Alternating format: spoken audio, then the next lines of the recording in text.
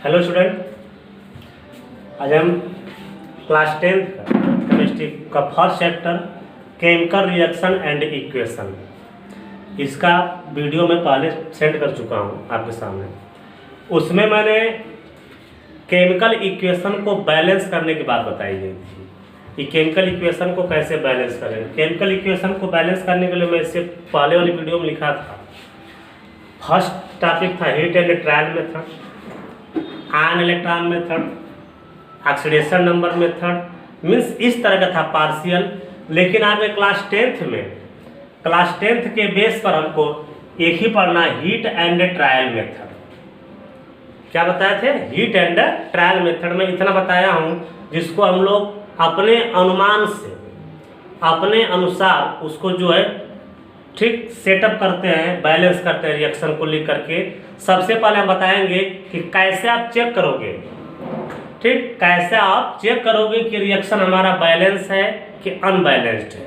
जैसे for example, जैसे मैं एग्जांपल में लिखा N2 plus H2 arrow NH3। देखिए, ध्यान से देखिएगा, अब स्टार्ट कर दिया बैलेंस करना में। पहले आप चेक करो, कैसे चेक करेंगे कि वो रिएक्शन हमारा बैलेंस है कि नहीं बैलेंस है। N2 plus H2 arrow NH3 माने nitrogen react with hydrogen to give ammonia. मतलब नाइट्रोजन और हाइड्रोजन आपस में रिएक्ट करके अमोनिया गैस का फॉर्मेशन करते हैं। तो उसको बैलेंस करने के लिए पहले चेक करोगे कि रिएक्शन हमारा बैलेंस है, ठीक, कि अनबैलेंस्ड है। कैसे चेक किया जाएगा?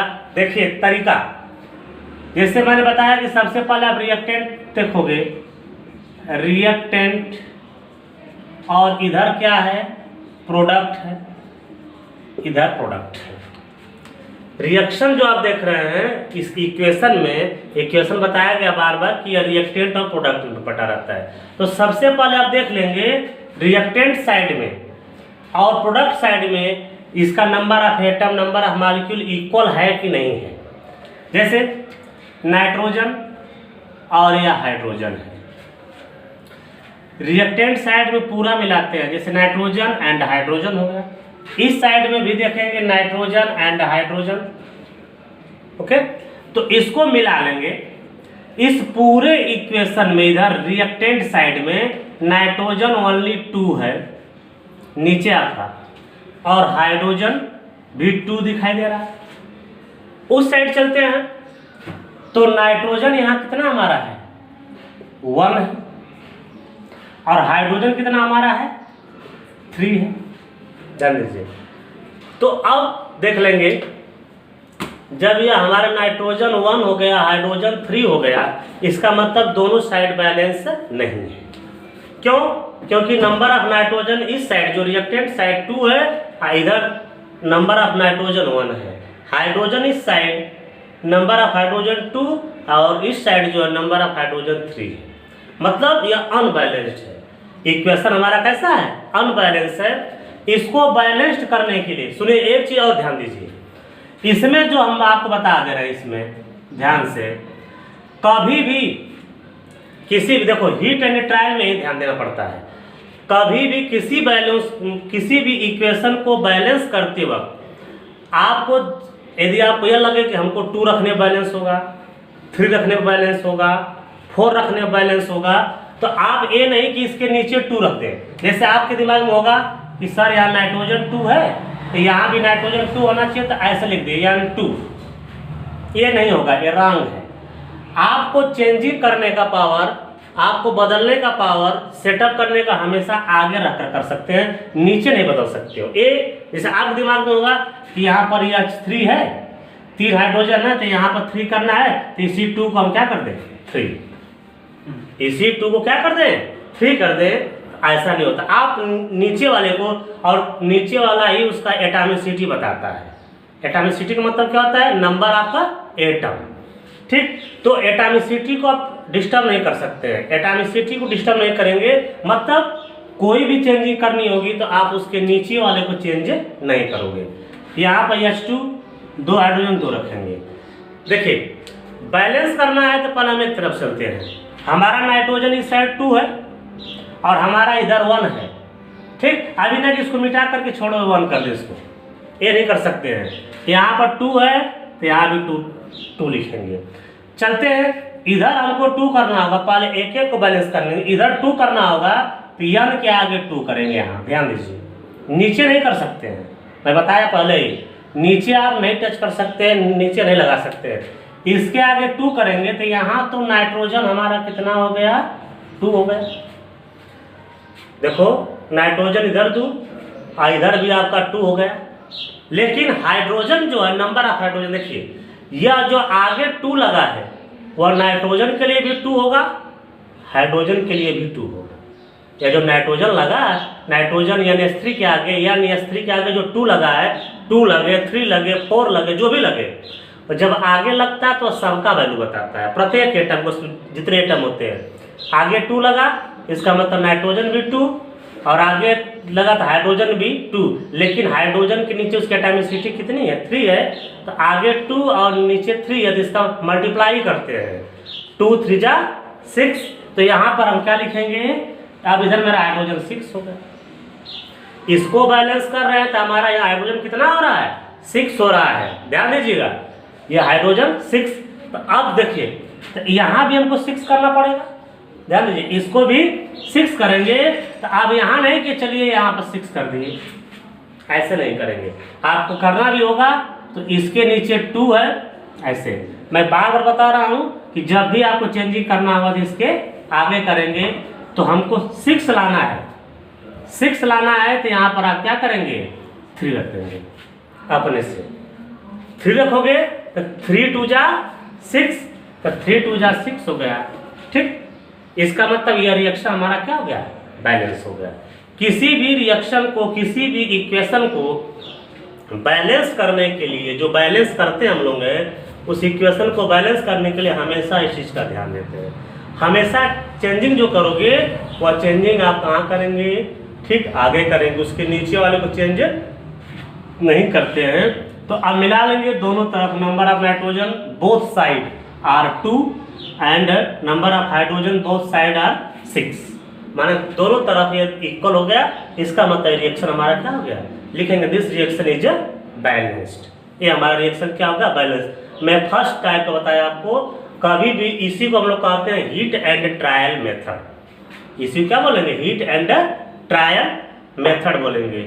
ओके, लो इसका second example, hydrogen react with oxygen to give water. इसको भी चेक कर लेंगे, इससे पहले इसको चेक किया गया था, इससे पहले भी इसको क्या करेंगे, चेक कर लेंगे, ठीक। रिएक्टेंट और प्रोडक्ट देखिएगा, reactant and product, hydrogen, number of hydrogen 2 and number of oxygen 2, ठीक। किस साइड है, रिएक्टेंट साइड। प्रोडक्ट साइड में number of hydrogen 2 but number of oxygen 1। तो अब यहां मिला लीजिए, हाइड्रोजन तो ठीक है, हाइड्रोजन बोथ साइड मीन्स दोनों साइड 2-2 है, बट ऑक्सीजन जो है, ऑक्सीजन इस साइड 2 है और इस साइड कितना 1 है। इसका मतलब ये इक्वेशन अनबैलेंस्ड है। कभी कभी एग्जाम में आता है तो इक्वेशन बैलेंस्ड रहता है, देर तक नहीं इसको बताओ तो उसको नहीं घबराना नहीं, उसको बस आप चेक कर लेंगे। यदि ऑलरेडी बैलेंस रहेगा, पहले से बैलेंस रहेगा, तो आप लिख देंगे कि दिस रिएक्शन या इक्वेशन इज ऑलरेडी बैलेंस्ड। कभी कभी पेपर में दे देता है बैलेंस्ड ही रहेगा, कह देगा कि इसको बैलेंस करो, तो आप पहले उसको चेक कर लेना। यदि बैलेंस रहेगा तो आप डायरेक्ट लिख दीजिए कि this equation is already balanced. तो इसको आइए हम बैलेंस करते हैं। H2 plus O2, H2 plus O2 arrow H2। तो सबसे पहले हम हाइड्रोजन तो हमारा ठीक है। अब बताइए ऑक्सीजन इधर 1 है और हमको क्या करना है, 2 बनाना है। इस साइड तो 2 है लेकिन इस साइड 2 करना, तो क्या इसके नीचे 2 कर सकते हैं, नहीं। कहाँ करेंगे, मैंने क्या बोला था कि इसके आगे, जो फार्मूला लिखा है उसके आगे हम चेंजिंग करेंगे, चाहे 2 रखें, चाहे 3 रखें, चाहे 4, जो भी रखें उसके आगे लिखेंगे। अब आइए, जब आगे 2 लग गया इसका मतलब ऑक्सीजन 2 हो गया, नंबर ऑफ ऑक्सीजन कितना हो गया 2, बट हाइड्रोजन का पोजीशन गड़बड़ हो गया। हाइड्रोजन का पोजीशन 2 2 जा 4, यहाँ हाइड्रोजन कितना हो गया 4। ध्यान दीजिए, जैसे आप कहेंगे ना कि सर 2H2O, ठीक, आगे 2 रख दिए तो ऑक्सीजन हमारा 2 हो गया, बट हाइड्रोजन कितना हो गया 2 2 जा 4। तो अब जब तो ऑक्सीजन ओके, बट हाइड्रोजन 2 है, इधर क्या है 4 है, तो इसको 4 करने के लिए इसके आगे क्या करेंगे 2। मान लीजिए इसी जगह 6 रहता तो इसके आगे 3 करते, 8 रहता तो 4 करते, माने इस तरह से इसको क्या करेंगे बैलेंस करेंगे। ओके, इसको बैलेंस करने का तरीका यह है। तो मैं आपको 2 इक्वेशन दे दिया, बैलेंस करके बता दिया। नेक्स्ट टॉपिक चलेंगे हम लोग। नेक्स्ट है types of chemical reaction. Next topic होगा टाइप्स ऑफ केमिकल रिएक्शन। ध्यान दीजिएगा, देखिए टाइप्स ऑफ केमिकल रिएक्शन। ध्यान दीजिए, टाइप्स ऑफ केमिकल रिएक्शन, जो केमिकल रिएक्शन ये 4 टाइप्स का होता है। केमिकल रिएक्शन जो है 4 टाइप्स का होता है। First type, second, third and fourth. Okay, यह जो है, यह फर्स्ट टाइप वाले को कहते हैं combination reaction. Combination of chemical reaction. देखिए, after balancing of chemical equation अब हम लोग पढ़ेंगे types of chemical reaction. Types of chemical reactions 4 types के होते हैं। Combination reaction, decomposition reaction, displacement reaction and double displacement reaction. तो देखिए, डिस्प्लेसमेंट रिएक्शन को जैसे ये डबल, इसको हम लोग सिंगल भी बोल सकते हैं, single displacement reaction. Okay, types of chemical reaction आपका 4 टाइप्स का हो गया। कॉम्बिनेशन रिएक्शन, डीकम्पोजिशन रिएक्शन, फिर इसके बाद आता है डिस्प्लेसमेंट, डिस्प्लेस करना, और एक होता है डबल डिस्प्लेसमेंट। तो डिस्प्लेसमेंट रिएक्शन को ही हम लोग सिंगल डिस्प्लेसमेंट रिएक्शन भी बोल सकते हैं। तो हम चलते हैं, फर्स्ट टॉपिक पढ़ेंगे। पहले हम डिस्कस करेंगे, ठीक, कॉम्बिनेशन रिएक्शन के बारे में।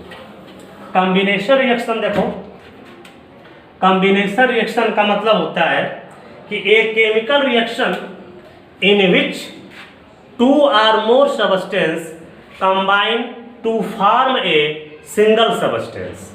Okay, a chemical reaction in which 2 or more, clear कीजिएगा, 2 or more substance, ठीक, combine to form a single substance। मतलब 2 या 2 से अधिक सबस्टेंस, मॉलिक्यूल, एलिमेंट आपस में जुड़ करके वो ओनली 1 सबस्टेंस बनाते हैं, ओनली 1 प्रोडक्ट बनाते हैं, तो उसको बोलते हैं कॉम्बिनेशन रिएक्शन। मैंने बोला ना, कंबाइन होकर के, कंबाइन माने जुड़ करके, आपस में जुड़ करके, तो इसी को बोलेंगे हम लोग कॉम्बिनेशन रिएक्शन। जैसे C+O2 लिखेंगे तो 2 सबस्टेंस है, 2 एलिमेंट है, या आपस में रिएक्ट करके क्या बनाता है CO2। तो ये बताइए, यह 2 आपस में रिएक्ट करके एक सिंगल प्रोडक्ट बनाते हैं, तो ये कंबाइन होकर बनाते हैं ना, तो इस रिएक्शन को हम लोग बोलते हैं कॉम्बिनेशन रिएक्शन।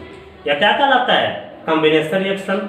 ओके, जैसे अभी मैं एग्जांपल बताया था, N2 + 3H2 2NH3 बैलेंस करते बताया था कि नाइट्रोजन और हाइड्रोजन आपस में रिएक्ट करके अमोनिया बनाते हैं।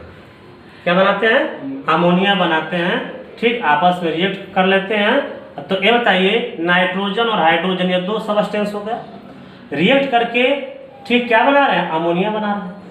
एक ही अमोनिया बन रहा है, आपका सिंगल बन रहा है। तो इसका मतलब, अब इससे पहले बताया था 2H2 + O2 एरो 2H2। देखिए, ये 2 मिलकर के एक बना रहे हैं। तो कॉम्बिनेशन का मतलब होता है कंबाइन होना, ठीक, क्या होना? कंबाइन होना, आपस में कंबाइन होकर के 2 or more सबस्टेंस, 2 या 2 से अधिक सबस्टेंस आपस में कंबाइन हो जाएंगे, ठीक, रिएक्ट करके कोई एक सिंगल प्रोडक्ट बनाएंगे, सिंगल सबस्टेंस बनाएंगे। तो पहला टॉपिक हमारा कंप्लीट हुआ कॉम्बिनेशन रिएक्शन के बारे में। कॉम्बिनेशन रिएक्शन हो गया। ओके, नेक्स्ट हम चलते हैं डीकंपोजिशन रिएक्शन। डीकंपोजिशन रिएक्शन ठीक कॉम्बिनेशन रिएक्शन का जस्ट उल्टा होता है। ओके, इसमें भी देख लीजिए सेकेंड नंबर डीकंपोजिशन